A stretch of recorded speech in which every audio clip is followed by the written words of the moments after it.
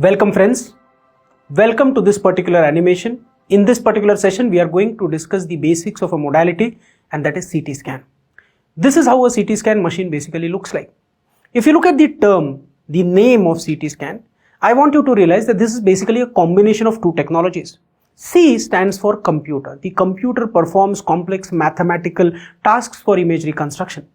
And T stands basically for the technique, and that is tomographic technique. Tomography means a cross-sectional imaging modality. So computed tomography is a cross-sectional imaging modality.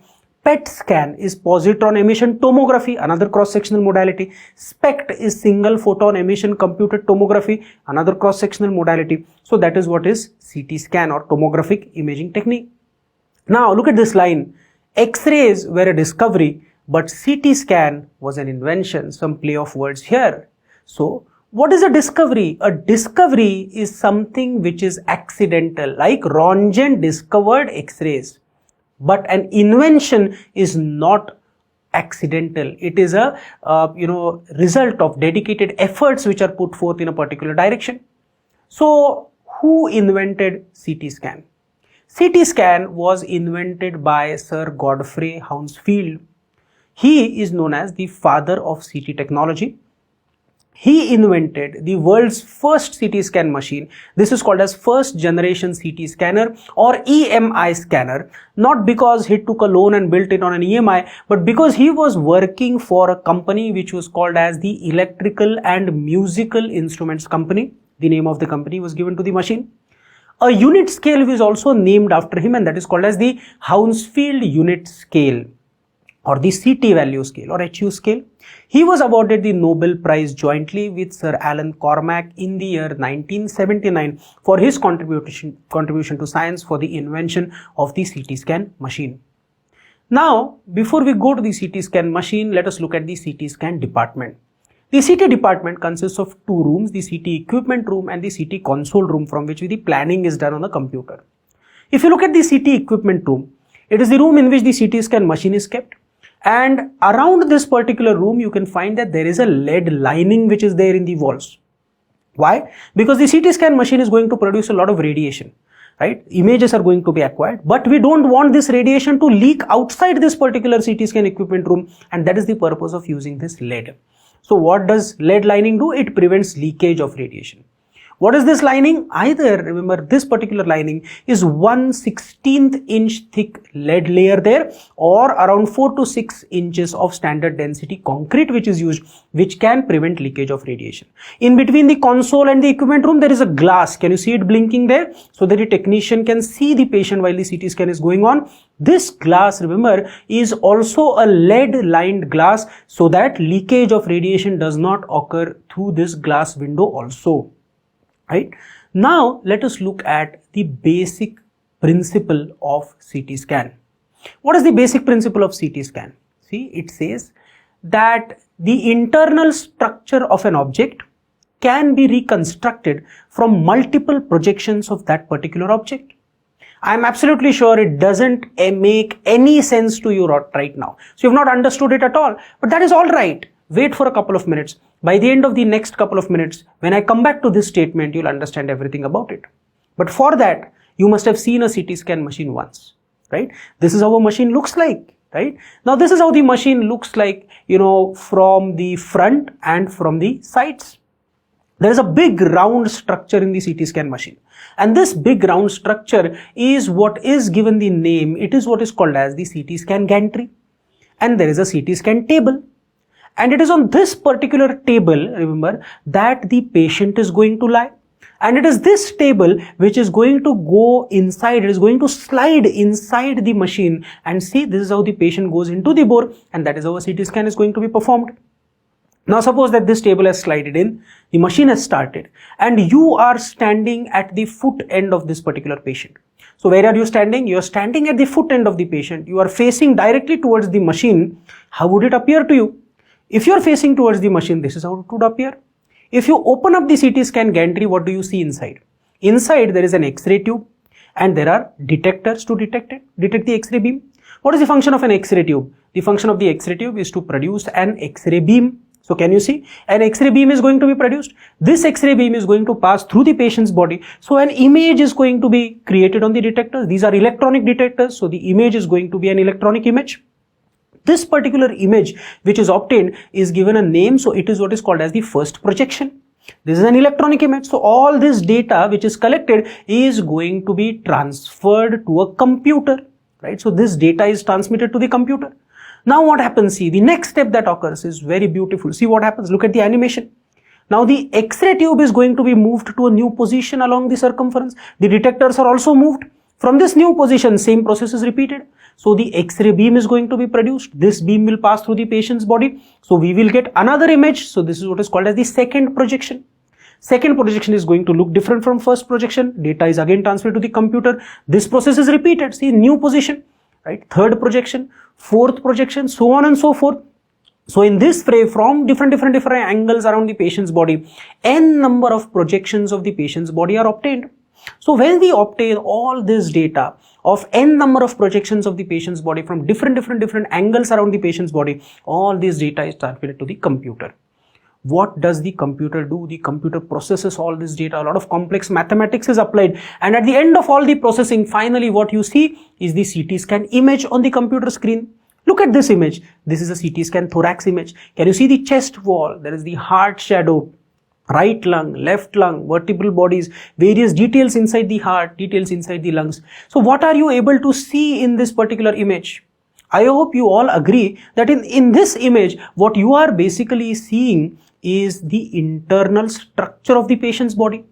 But from what data have I reconstructed this internal structure? I have reconstructed this data from multiple projections, n number of projections of the patient's body. So do you remember what was the basic principle of CT scan? The basic principle of CT scan states that the internal structure of an object can be reconstructed from multiple projections of that particular object. Does it make sense to you now? Yes. So this is how a CT scan basically works. This is the basic principle of CT scan. Now, let us carry this discussion forward. Let us look at the first generation of CT scanner. It is called translate rotate scanner. Look at the structure. In this machine, there is a X-ray tube. Right? In this particular machine, there is an X-ray tube. There is a single detector which is there. And look at the X-ray beam which is going to be produced. The X-ray beam which is going to be produced is going to be a very thin pencil-shaped X-ray beam. Can you see that? Now tell me, using this particular pencil-shaped X-ray beam, how will I be able to cover the entire cross-section of the patient's body? To cover the entire cross-section of the patient's body, I will have to swipe this X-ray beam. I will have to move this X-ray beam from one side of the patient's body to the other. Now this horizontal movement of the X-ray beam from one side to the other is what is called as translation. Look at the name of the generation.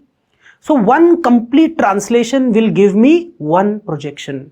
But I need n number of projections. So what will I do? After every translation, after I've got one projection, I need the next projection. After every translation, I will rotate the entire setup by a very small angle, that is rotation. Again, there will be translation, translate, rotate, translate, rotate, translate, rotate, translate, rotate. So that is how alternate translations and rotations are going on, and therefore this particular machine is called as a translate rotate scanner. Because a lot of translation, a lot of rotation is required, this machine is a slightly slower working machine. So this is a slower working machine. We wanted to improve the speed of this machine, so that is how they created second generation. The name is the same, translate rotate.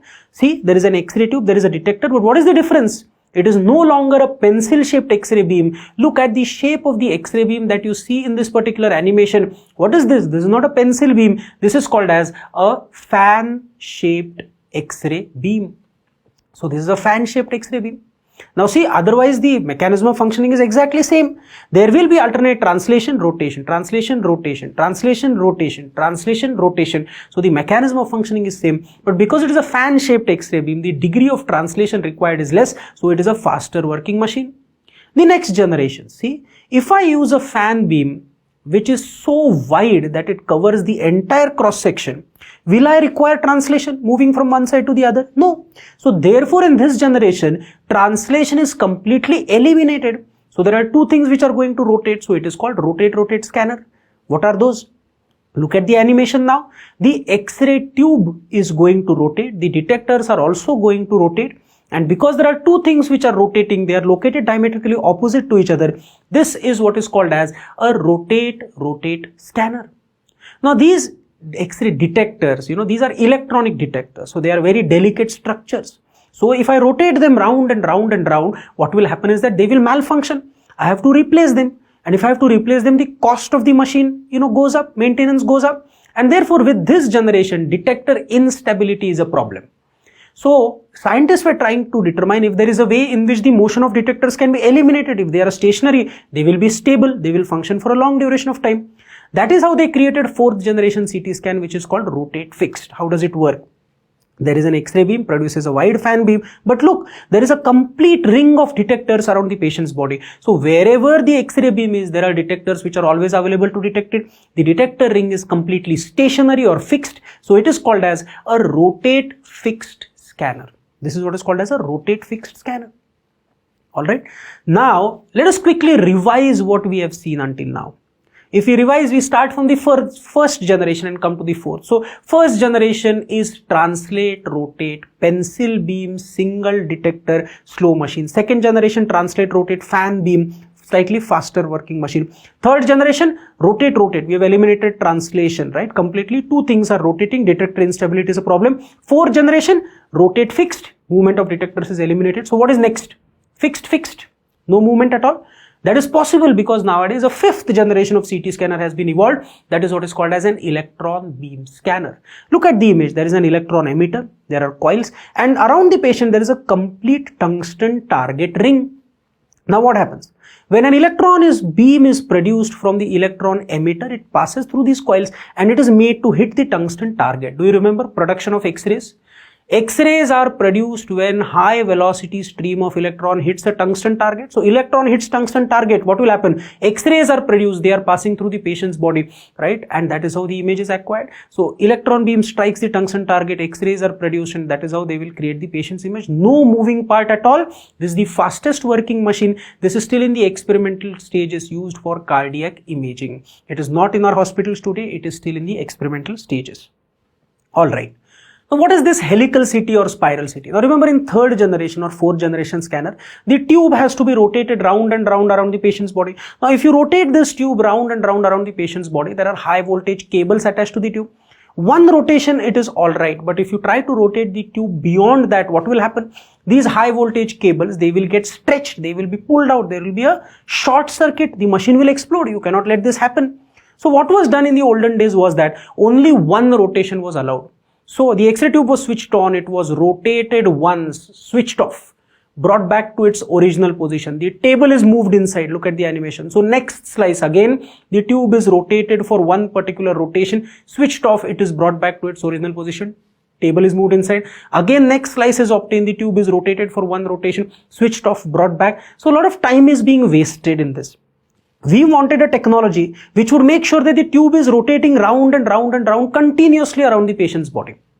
This was made possible by the introduction of a very beautiful technology, and that is what is called as the slip ring technology.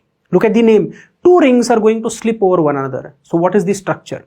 Look at this now. There are going to be two rings which are going to be there. The outer ring is stationary. So all the high voltage cables which are there, they are attached to the outer ring. It is stationary. It is not going to move. So there will be no movement, no stretching, no short circuit. On the inner ring, there is the X-ray tube which is going to rotate. How will it receive its electrical supply though? There are brush contactors. These brush contactors are fixed to the inner ring, but they are also constant surface contact with the outer ring. So see, when the inner ring rotates, what happens?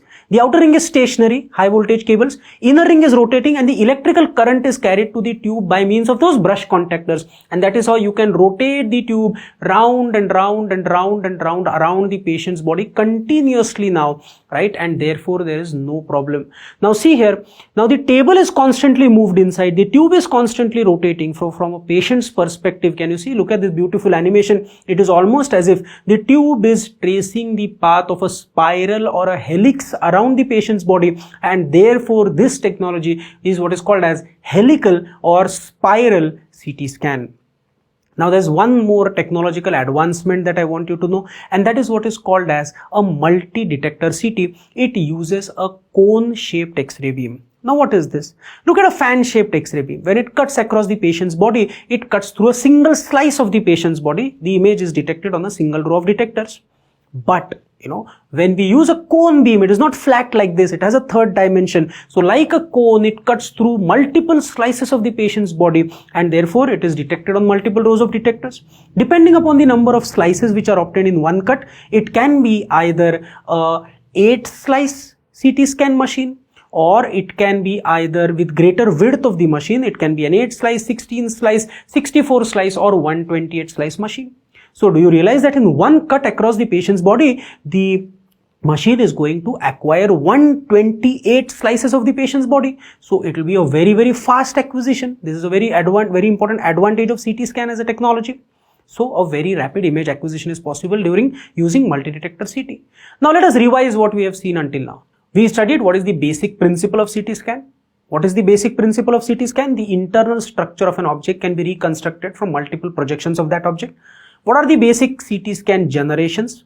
First generation is called translate rotate. It uses a pencil beam and a single detector.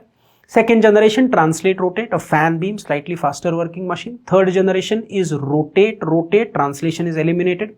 Fourth generation is rotate fixed. So in this generation, the movement of the detectors is completely eliminated. Fifth generation is what is called as the electron beam scanner. We have discussed what is spiral or helical CT scan. It uses a slip ring technology so that continuous 360-degree rotation of the tube is possible.